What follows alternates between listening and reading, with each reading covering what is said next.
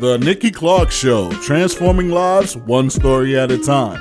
If you would like to be a guest or become a part of our live studio audience or even to become a sponsor, just go to www.nikkiclarkenetwork.com. Welcome back to the Nikki Clarke Show live here at the Montreal Arts Centre, 1844 William Street. And sitting beside me is the promoter for the Otis Grant Brothers organization. Please welcome Maxime Fortin.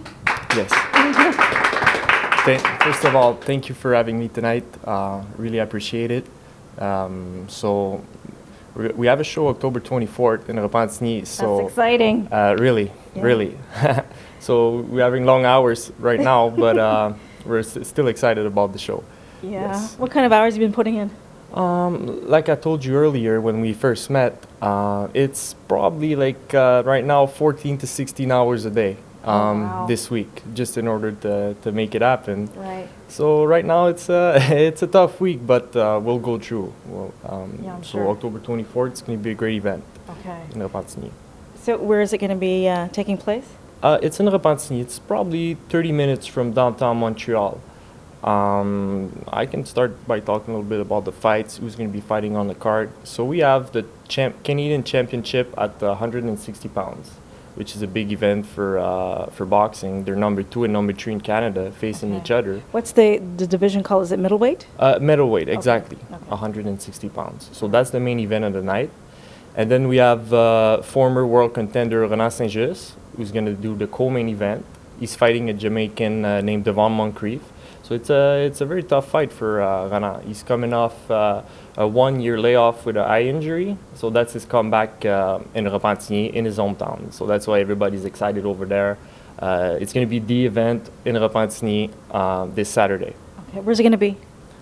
At the Complexe Sportif Gilles Tremblay. It's a big, it's the biggest venue in Repentigny for sports events. Okay. All right. Well, I look forward to that, and big fan of Renan and what he does. So that's going to be huge. So tell me a little bit about your background in sports promotion. Okay. When did you decide to get into that? I started approximately a little bit more than a year ago in the boxing promotion. Well, my background is sports studies. I studied sports studies in Bishop's University, and also have a degree in business. So, that's Married the two. It was a good combination. Exactly. So, I ended up in boxing because, when school was done for me, I still didn't really know. I was like, I have a degree, but it's not like a job. When you finish a degree in sports studies, you're like, okay, now what am I going to do? There's different jobs out there for you, but you have to work. You have to get yourself out there and try to find an opening. You have to have contacts and stuff in the industry. It's who you know. It's all about networking and stuff like that. But for me, what got me in boxing business was I saw an opening online for Grant Brothers Boxing. They need somebody to be the lead promoter of the shows, basically. When did you see that? 2 years ago? Approximately 2 years ago. Okay. So I applied online, and the recruiter went to Bishop's, just like me. So I got lucky, I guess. He's like, he went to the final. Exactly. He's one of us. So after a couple interviews, meeting with the Grant brothers, Otis Grant, Who was a legend here in Montreal. Exactly. Otis, when I'm with him, we walk on the street. It's like, hey, champ, because he was world champion, just to let you guys know. It's crazy. Everybody, is still, after all these years, he's not able to just go walk around everybody knows him. They want to shake his hand and say hello to the champ, former champ. Is the champ going to be there on October 24th? Absolutely, he's going to be there. He's going to help me promote the show. So, to come back to my background and when I first started, my first show that I did more than a year ago was a lot smaller than what we're doing now. Okay. So every day I was learning about the business, learning about the field. It's not an easy job. From the outside, people think, you're a boxing promoter. It's exciting and glamorous. It's like a movie. Sometimes I feel like my life is like a movie. Wait, is it anything like Jerry Maguire? Is kind of the sports agent kind of thing? Remember the movie? Okay. Kind of there's a lot of ups and downs, I would say. one day you think everything's gonna go like everything's gonna be fine, but there's always something that comes up, whether it's contracts, guys not showing up, not having their passports, stuff like that. They're not able to come in the country. So sometimes the people from the outside, they say, what are these guys doing? They don't know. They don't have a passport. But you try to reach a guy in South America, or sometimes they don't even have a cell phone. They're great fighters, great athletes, but they live differently than us in North America. So boxing, because it's a sport that's popular worldwide, you have to deal with different cultures, different type of athletes. So sometimes there's conflicts. So what'd you say, like, of your personality? When you signed up to be a boxing promoter, what did you learn now that you didn't learn when you were in school? Certain qualities that you have to have.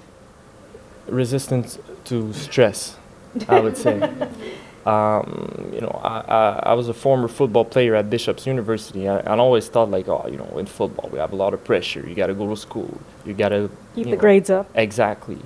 And I thought I was going to be ready for my field, for sports marketing. I was like, it's going to be nothing. You're getting paid and you're doing what you love.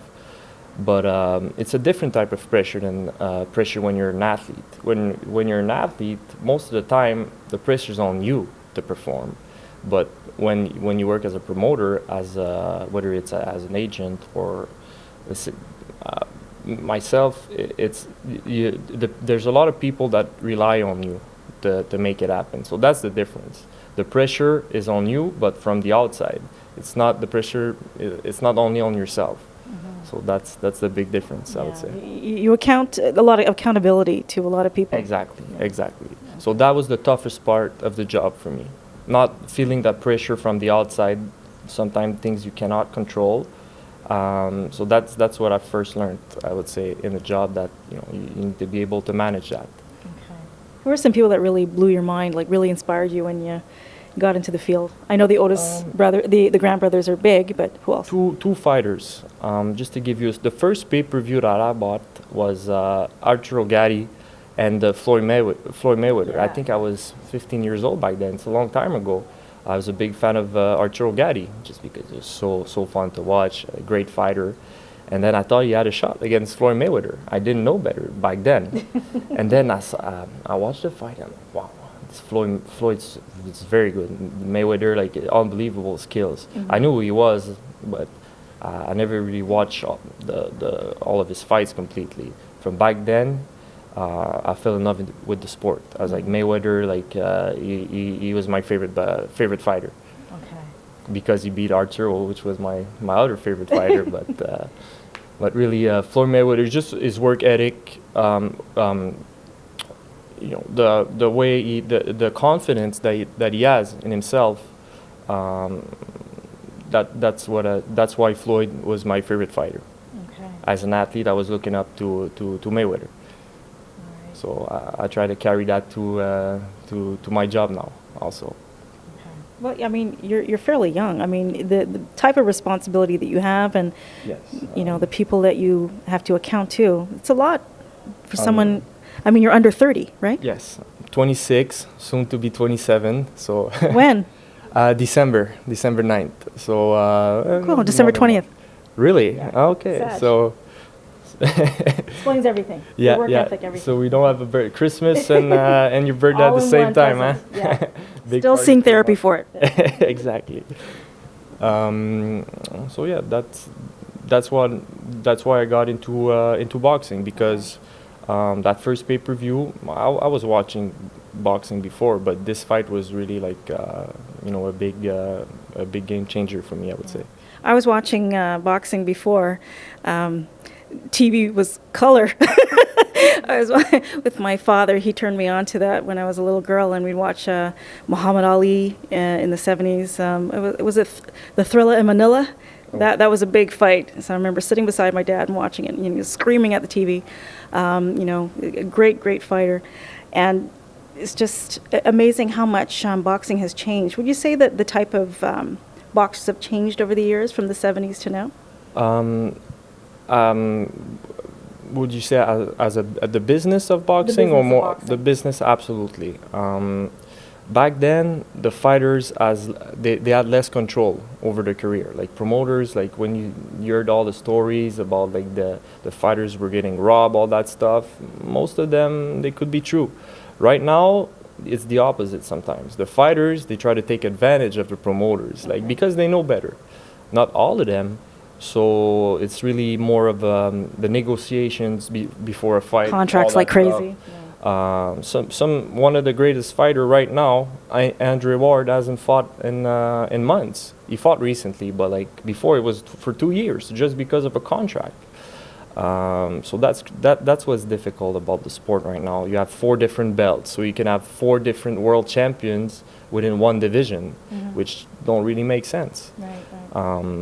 So that's why it's tough. The business part, it is different. Back then, everybody was fighting everybody. Now they want to keep their undefeated record. But back then, they were just fighting each other to see who's the best. But right now, it's a little bit more difficult. A little bit more difficult. Okay. Exactly. Well, I think you've got some good news for the audience members, right? I You do. have a little treat for us. Would you like to Tickets share for, the good news? Everybody. You get a ticket, and you get a ticket, and you get a ticket, and you get a ticket. I just had to do the Oprah thing. Okay. And what do they get a ticket for? October 24th, Repentigny, Canadian Championship, the middleweight Canadian Championship between Francis Lafrenière and Aubrey Morrow. And you also get Renan Saint-Just versus Devon Moncrief. And great fighters on the undercard also, up-and-coming fighters, undefeated fighters. It's going to be a great show, hopefully. The event of the night. Fantastic. Maxime, how can people reach out to you if they want to know more about what you do or maybe even, promote them? We're on Grand Brothers Boxing on Twitter, also on grandbrothersboxing.com, and on the Facebook page at Grand Brothers Boxing. Well, I wish you the best of luck. I can't wait for the fight. Thank you October very much. 24th. We'll see you there. We'll be back. Thank you. The Nikki Clarke Show, transforming lives one story at a time. If you would like to be a guest or become a part of our live studio audience or even to become a sponsor, just go to www.NikkiClarkeNetwork.com.